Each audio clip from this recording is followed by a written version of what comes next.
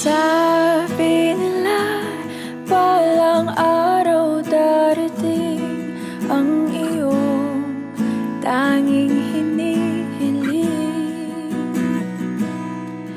At nung dumating ang aking panalangin ay hindi na maikupli ang pag-asa.